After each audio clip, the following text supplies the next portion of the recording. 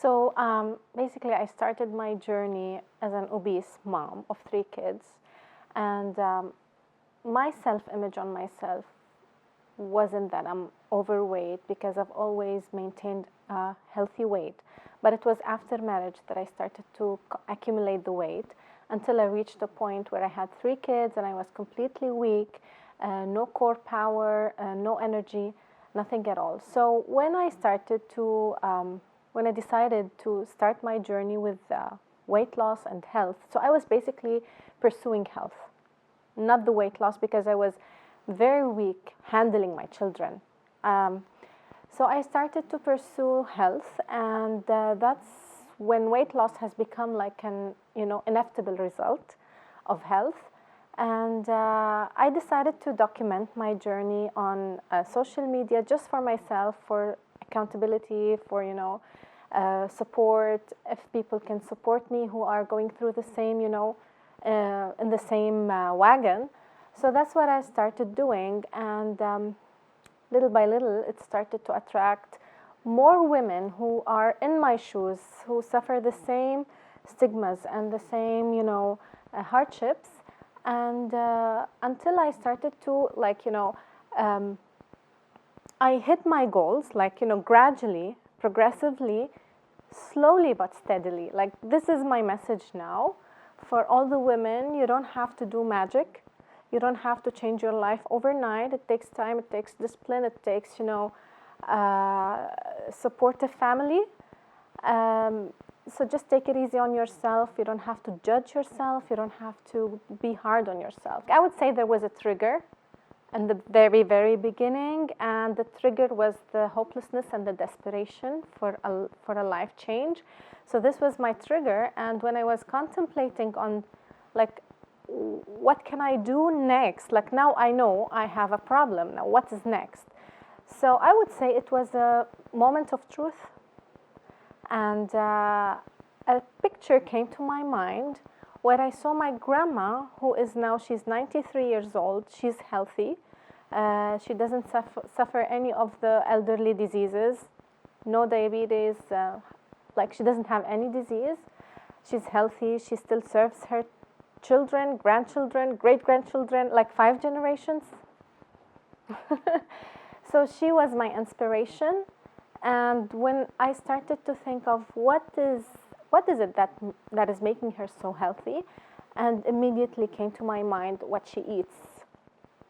And we in Lebanon, we eat lots of, organ meats. We eat fatty food. We don't eat at least the villagers, like my grandma, I never saw her eating like skim food or low-fat food. So this is like lately, at least in the last 30, 40 years, the low-fat diet has entered our lives. And she basically didn't taste any of that. And look at her, like, she's super healthy, and she travels. And that's when this revelation, I would call it a revelation, like, healthy fat is good. It's not bad for you. It's good for you. And I started Googling, like, Google is my friend. I started Googling the benefits of healthy fats. And that's when I bumped into the term ketogenic. And I went into the internet and I dived so deep in the researches, the studies. I started following, renowned doctors and proven evidence-based studies. And I read so much before I took my decision. And that's my tip, and that's my advice I give to any woman who would love to take any health journey. Like, go stick around evidence-based studies. Just don't do it randomly. You have to go to credible resources, not just Google things. And there should be credible resources, and there's an incredible resources over there, like on the internet. I follow some trusted doctors on the internet, and I have a coach. Like, I rely on him as well. Like, if I can't find some information, I go and ask him.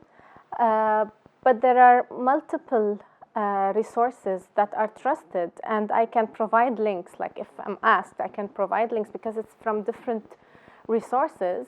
and these are evidence-based studies. I would recommend social media as a starting point because there are too many women who are hiding behind their walls because of, you know, the judgmental society, and they wouldn't even share their face or, you know, who they are or their real identity because they are, you know, cultural restrictions.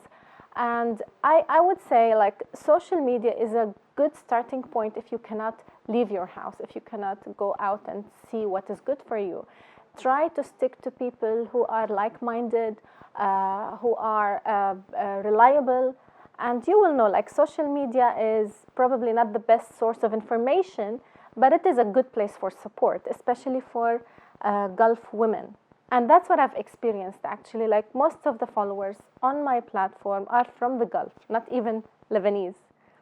Because, you know, in Lebanon, we can get together easier than other countries, but in the Gulf, and I feel like this is my responsibility now. I feel like I'm a connector. I feel like I'm a bridge maker.